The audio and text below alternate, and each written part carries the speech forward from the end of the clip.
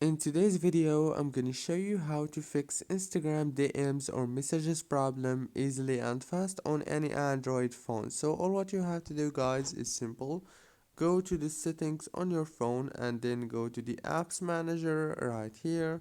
Go to apps, and now all what you have to do is go to the Instagram and then go to this power usage details right here and make sure to enable the power consumption alert right here, and then go back and go to the storage, click on clear data and clear cache, go back and now click on this force stop option.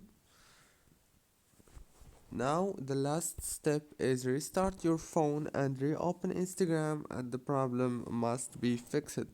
So yeah, that's it for today's video. Don't forget to like, subscribe, and thank you so much for watching this video until the end.